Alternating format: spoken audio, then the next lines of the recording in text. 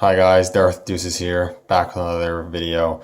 Today we're going to be doing the Star Wars The Black Series figure review, taking a look at the relatively recent released Omega from the Bad Batch. This figure, surprisingly, took me a while to get. I've had a couple of the figures from the wave for a while. I've had the Death Watch Mando and Echo for a few months now at this point, and I'm kind of surprised at how difficult it was to, not difficult, but how long it took to actually acquire this figure. Um, I think a lot of people, honestly myself included, I figured this figure would kind of be one of the peg-warmy figures of the wave. But I think more people wanted it than I realized. And I wanted it, of course. I wanted to finish the Bad Batch. I have all the actual troopers of the Bad Batch, and that's good, but I definitely wanted to have the technically full, complete squad, and Omega completes the squad. Now, I'm usually a bit apprehensive about smaller Black Series characters. They make smaller figures, but then still price them at the standard line price point. And they do try to add stuff to justify that price. Whether I think that price justified here, I don't know. But taking a look at the figure itself, she is really nice. They do have to take a animated model and try to make it realistic because there has been no realistic interpretation of the character thus far. I think they did a pretty good job. Getting the light here.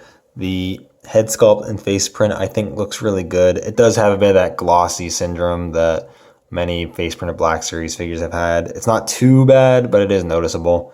But I think the face print itself looks really nice.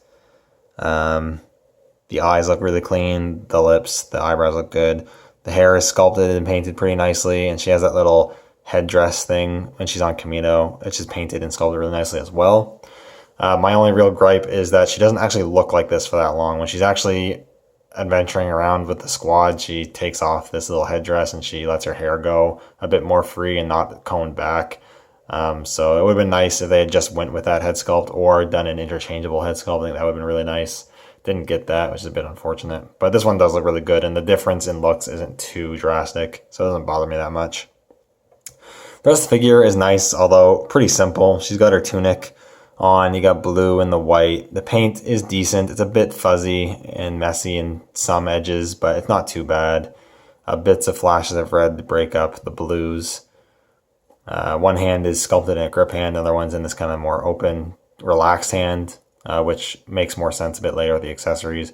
She's wearing some basic brown pants and then some decent but ultimately simple looking boots. It's a honestly pretty simple looking figure, but it achieves what it's trying to do, look like Omega.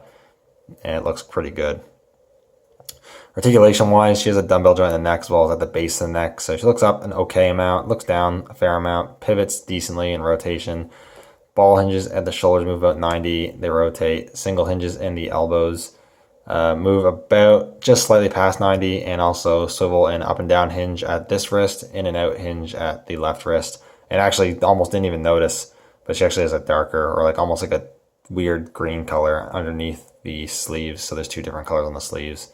I actually never noticed that till now. Joint at the torso, which goes back quite a bit. Doesn't crunch back forward too much. Not really any pivot. You do get rotation.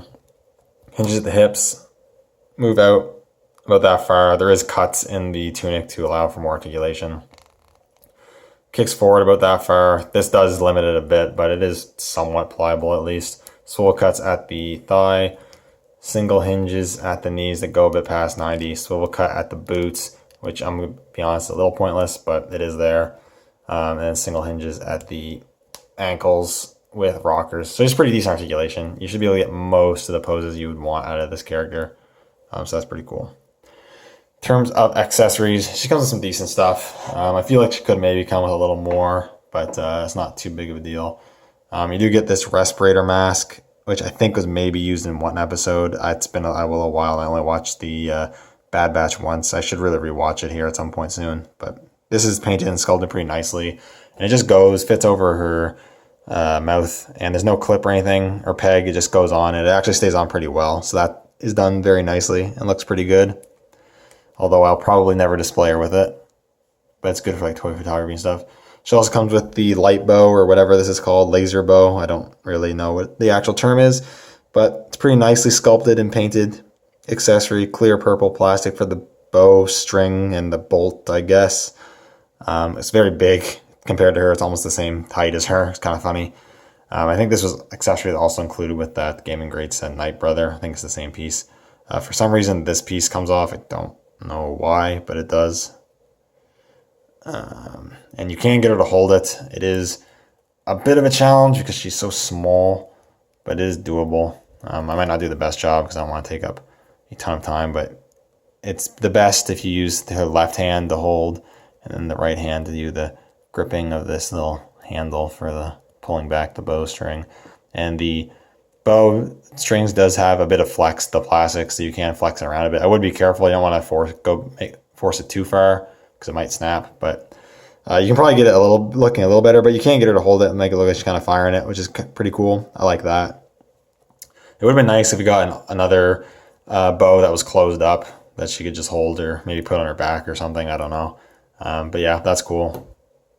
And then lastly, she comes with Ruby. I think this is Ruby, the little animal pet thing from Sid's dive, whatever that spot was, a little hideout. Pretty cool. Always cool getting little animal accessories. It's a nice little world building accessory. The eyes are painted nicely, and the little figurine is sculpted well itself. No real articulation. For whatever reason, there's a cut at the waist, so you can rotate. I guess if you wanted to murder Ruby. I don't really get what the point of this joint is because there's no other articulation. There's not really, I feel like there's not really much point of this, but it's there. If you fool around with it, she can hold Ruby if you want. You can clip on it. For whatever reason, her legs are a pretty good fit to go on her head, which I think is kind of funny. But yeah, you can just kind of do whatever with Ruby. You can just kind of stand there, and that looks cool. So decent accessories. I think she, like I said, could have came with an interchangeable head with the look that she had throughout most of the first season. Maybe the closed bow. I feel like the price point isn't fully justified, but it's not too bad, honestly. And now comparisons. See how she stacks up because she is the shorter character. I'm going to bring in the members of the Bad Batch. So here she is with all the different members of the Bad Batch. And I think this looks awesome. I'm super happy to finally be able to add her to the squad. I think she looks great with them. I think she scales well. She's appropriately small, but not too small. Definitely looks like a child for the most part. And I think she looks great with them. So that's pretty cool. So overall, I think Omega is honestly a pretty solid release. I think she comes with good accessories. I think the figure is painted and sculpted pretty well, articulates nicely. The paint could be a little cleaner in some areas. I do wish there's some other included accessories, but it is Hasbro Star Wars Black Series, so what do I really expect? Would I recommend it? I definitely would if you're a fan of the character, a fan of the Bad Batch. Obviously, if you don't care much for the Bad Batch, or if you don't care for the character, then you're not missing out or anything. It's definitely an easy pass, but if you're a fan of the character, which I honestly am, and if you want to have the full, complete squad, then I would definitely recommend picking this one up. Anyways, that's pretty much all I have to say. So thank you guys so much for watching. Let me know what you think down in the comments below. And I'll see you all in the next one. May the Force be with you.